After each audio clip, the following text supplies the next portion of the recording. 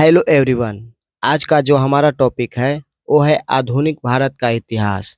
इस क्लास में हम जानेंगे कि भारत में यूरोपीय कंपनियों का आगमन किस प्रकार हुआ था।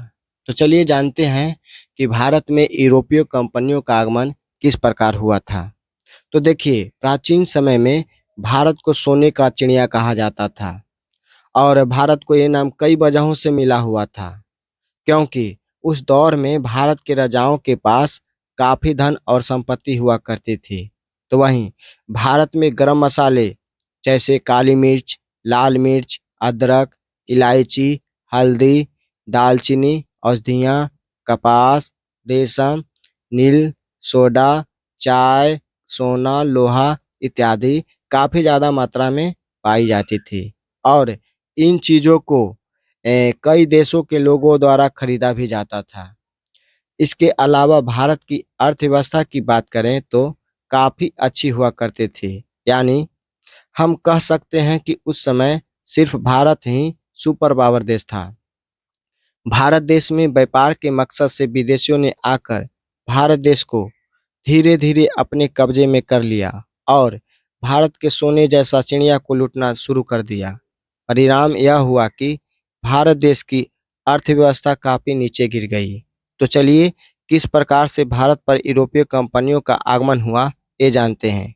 तो बता दें कि भारत में यूरोपीय कंपनियों का आगमन व्यापार करने के उद्देश्य से हुआ था, लेकिन भारत के इस सोने की चिड़िया को देखकर लुभा गए और धीरे-धीरे घुसपैठ करने लगे और अपना साम्राज्य का विस्तार स्थापित करने लगे।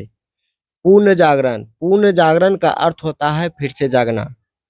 पूर्ण जागरण के कारण यूरोप के उद्योग व्यापार में क्रांतिकारी विकास हुआ और उद्योगों के लिए कच्चा माल लाने तथा निर्मित वस्तुओं को अंतर्राष्ट्रीय बाजार में बेचने के लिए व्यापारिक मार्गों को खोज करने की आवश्यकता महसूस होने लगी। कंपास कंपास को अन्य नाम से भी हम जानते हैं, जैसे कि कुतुबनुमा दिशा सूचक यंत्र।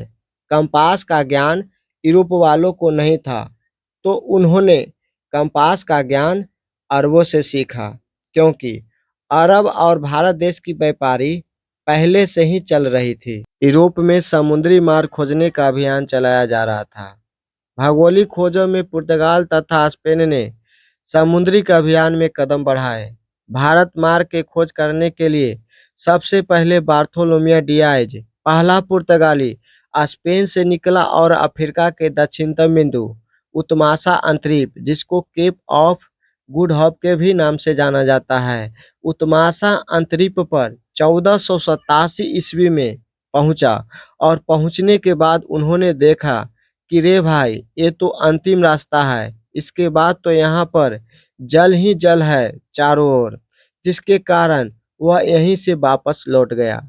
1487 ईस्वी में बार्थोलोमियो डियाज ने अपने जिस उद्देश्य से भारत की ओर निकला, उस आशा का अंत हो गया और यहाँ से वह जिस रास्ते से होकर आया था, उसी रास्ते से अपना देश स्पेन चला गया।